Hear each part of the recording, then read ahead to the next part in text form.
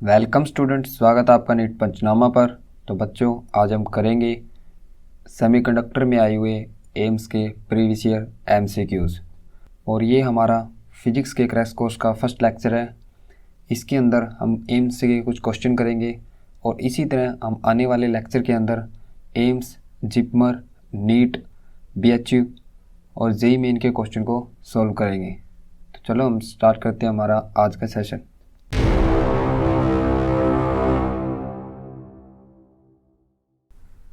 हमारा first question है, a certain logic circuit has A and B as a two input and Y as a output. What is the logic gate in the circuit if truth table of circuit shown below. इसने कह रखी है, एक table दे रखी है नीचे और उसके अंदर आपको पता करना है कि ये टेबल किस गेट से बिलोंग करती है। तो सबसे पहले बच्चों, अगर आपको किसी गेट का क्वेश्चन सॉल्व करना है तो आपको तीन बातों का पता होना चाहिए। सबसे पहले उस गेट का सिंबल, सेकंड उस गेट की टेबल और थर्ड जो उस गेट का Boolean expression. One by one हम चार जो गेट दे रखे हैं इनको सॉल्व करेंगे और पता करेंगे कि गेट टेबल दे रखी है किस गेट से बिलोंग करती है। तो सबसे पहले हम देखते हैं एक्सक्लूसिव और गेट को। तो सबसे पहले देखिए इस टेबल को, इसके अंदर दो इनपुट दे रखी है, एक आउटपुट दे रखी है। जो इसने सबसे इम्पोर्टेंट बात है इसके अंदर, जो इसने सेम टाइप की लो लेवल की इनपुट दे रखी है 0 0 और सेम टाइप की हाई लेवल की जो इनपुट दे रखी है 1 1, उसका जो रिजल्ट आता है, जो उसका आउटपुट हमें मिलती है वो 0 मिलेगी, लो मिलेगी। तो इस टाइप की जो टेबल है वो शो करता है हमारा एक्सक्लूसिव और गेट। इसका जो एक्सक्लूसिव और गेट है, इसका जो सिंबल है वो इस टाइप का है।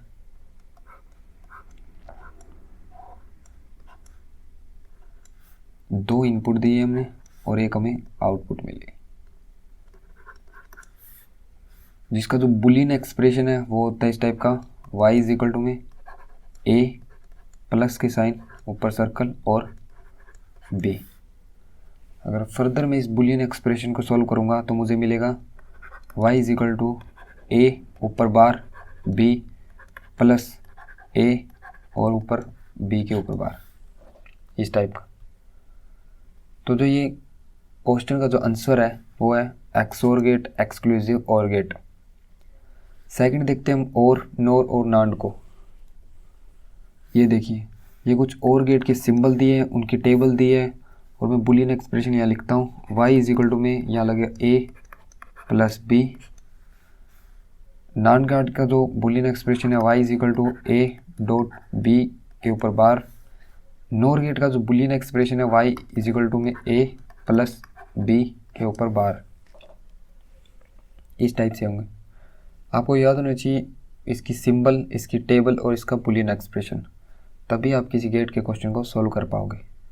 तो हमारा इसका जो फर्स्ट का आंसर है वो है फर्स्ट वाला, एक्सोर गेट, एक्सक्लूसिव और गेट। हमारा सेकंड क्वेश्चन है बच्चों, a pure semiconductor has a. इसने इस क्वेश्चन के अंदर कुछ स्टेटमेंट दिए हैं और पूछ रखा है कि कौन सी स्टेटमेंट करेक्ट है।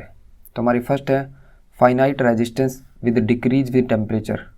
सेकंड है infinite resistance at 0 degree celsius, finite resistance with increase with temperature. और फोर्थ है finite resistance which does not depend upon temperature.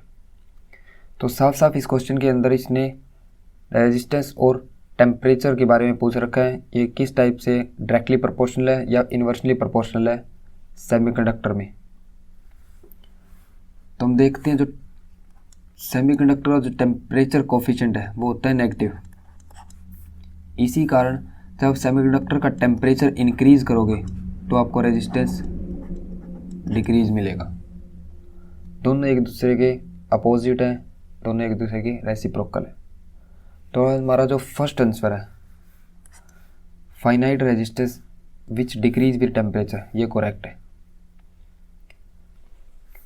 Fourth है हमारा if N P N diode is reverse bias then the resistance measure by ohm meter will B.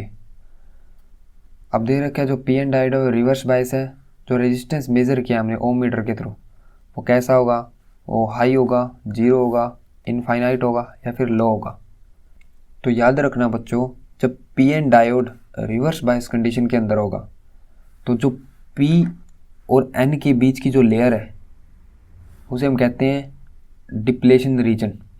उसकी जो width है वो increase होगी, और विड्थ इंक्रीज होने के कारण जो हमारा इलेक्ट्रिकल करंट है वो पास नहीं होगा उस विड्थ लेयर के अंदर से।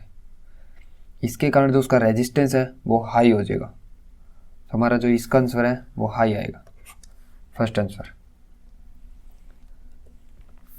हमारा फिफ्थ क्वेश्चन है, the logic circuit given in the figure perform the logic operation. इसने कहा है जो लॉजिक सर्किट दिया हुआ है हमें, ये कौन सा लॉजिक ऑपरेशन परफॉर्म करेगा। तो देखते हैं हम, ए दिया हुआ है इसने, तो ए के आगे नॉट गेट है तो इसके ऊपर लग जाएगा बार। बी के आगे कुछ नहीं दिया, एज इट इज़ हम लिख लेंगे। सी के आगे क्या दिया, एक नॉट गेट, और नॉट गेट का आपको लॉजिक ऑपरेशन पता है, इनपुट के आगे एक बार लग जाता है, सी पे लगा देते हैं एक बार। तो नेक्स्ट हम देखते हैं, ये है हमारा और गेट। और गेट का लॉजिक ऑपरेशन आपको पता है कि ए प्लस बी, कि प्लस साइन लग जाएगा इनपुट के बीच में, तो लगा दीजिए। तो यहाँ इनपुट मिलेगी हमें, इसके ऊपर लग जाएगा प्लस साइन, ए के ऊपर बार प्लस बी प्लस सी। अब आगे इस इनपुट के आगे क्या दिया हुआ है, फिर एक नॉट गेट दिया हुआ है, तो वाई हमें मिल जाएगा, तो इसके ऊपर लग जाएगी एक बार, तो ए प्लस बी प्लस सी के ऊपर लग जाएगा, सबके ऊपर बार। तो मैं इसको अलग अलग करूँगा, ए तो ये साइन चेंज हो जाएगा जब मैं अलग अलग करूँगा। यहाँ आ जाएगा डॉट बी, पी के ऊपर बार, डॉट सी, ये बार से बार कैंसिल हो जाएगी, तो ये आ जाएगा हमारा ए बी और सी। हमारा आंसर आ जाएगा सी वाला। नेक्स्ट हमारा sixth question, crystalline solid are. Crystalline solid क्या है।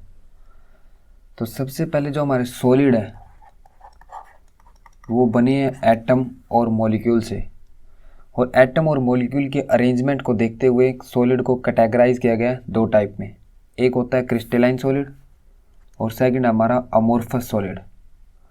अब क्रिस्टलाइन सॉलिड प्रॉपर्टी शो करता है अनाइसोट्रोपिक की, और अमोर्फस शो करता है आइसोट्रोपिक की।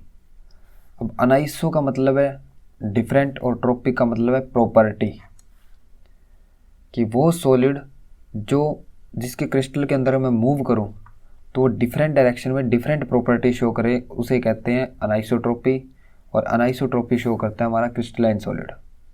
तो सिक्स का आंसर आएगा हमारा बी। नेक्स्ट हमारा seventh question, in A phase shift oscillator the positive feedback is taken from the. तो इसने क्या है, इन फेज शिफ्ट ऑसिलेटर के अंदर जो पॉजिटिव फीडबैक है वो हम कहाँ से लेते हैं। तो इसका सिंपल सा आंसर है वो लेंगे हम आरसी नेटवर्क से।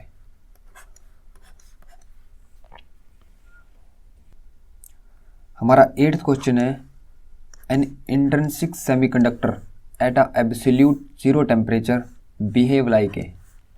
इसने क्या कि हमारा इंट्रिंसिक सेमीकंडक्टर जीरो टेम्परेचर पे कैसे बिहेव करेगा। तो सबसे पहले आपको पता है कि सेमीकंडक्टर का जो टेम्परेचर कोफिशिएंट है वो है नेगेटिव। जैसे जैसे मैं टेम्परेचर को इंक्रीज करूँगा जो हमारा रेजिस्टेंस है वो डिक्रीज होगा। अब इसने क्या कहा है कि ज़ीरो टेम्परेचर कर दिया मैंने, अगर मैंने इसका ज़ीरो टेम्परेचर कर दिया तो इसका रेजिस्टेंस काफ़ी हाई हो जाएगा, और रेजिस्टेंस इसका हाई होता है वो कैसे बिहेव करता है, एक इंसुलेटर की तरह। तो हमारा बी आंसर करेक्ट है। हमारा नाइन्थ क्वेश्चन है, which of the following when add as impurity in silicon produce N type semiconductor. अब इस क्वेश्चन के अंदर इसने कहा है कि मैं सिलिकॉन सेमीकंडक्टर के अंदर कौन सी इम्प्योरिटी डालूं कि वो एन टाइप सेमीकंडक्टर बन जाए। तो सबसे पहले याद रखना आप कि अगर मैं पेंटावैलेंट इम्प्योरिटी डालूंगा सेमीकंडक्टर के अंदर तो वो मुझे मिलेगा एन टाइप सेमीकंडक्टर। अगर मैं डालूंगा ट्राईवैलेंट तो मुझे मिलेगा P type semiconductor. N type कब मिलेगा? जो कौन से ग्रुप की इम्प्योरिटी डालूंगा?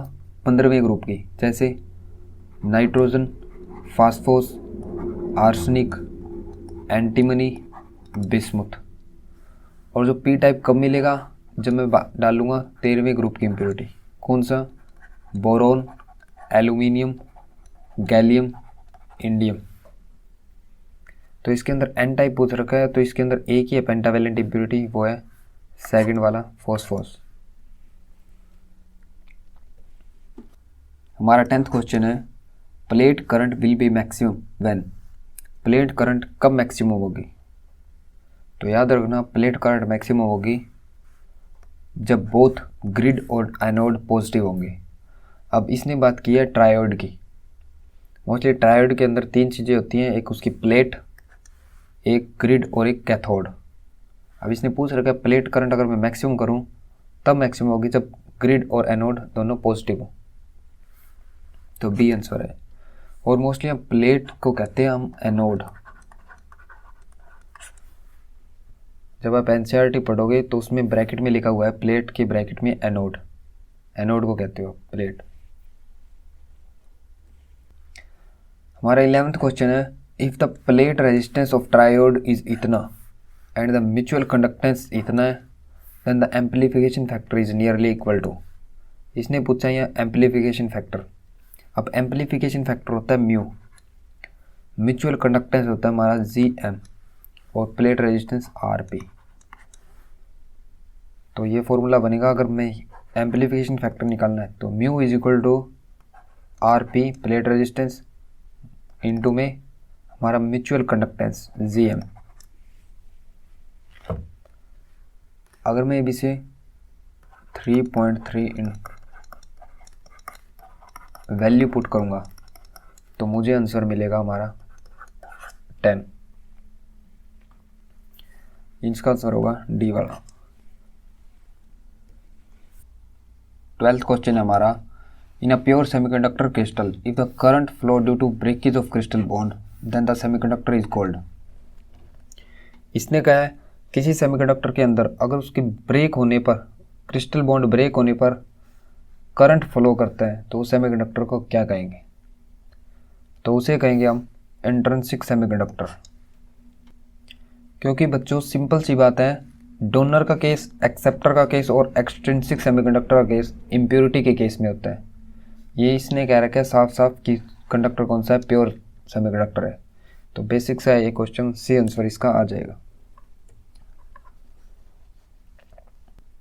हमारा 13 क्वेश्चन है, in a diode when there is a saturation current the plate resistance is. अब सैचुरेशन करंट का मतलब है कि करंट इसमें 0 है, तो उस टाइम डायोड के अंदर प्लेट रेजिस्टेंस क्या होगा? तो प्लेट रेजिस्टेंस होता है हमारा Rp is equal to delta V upon delta I।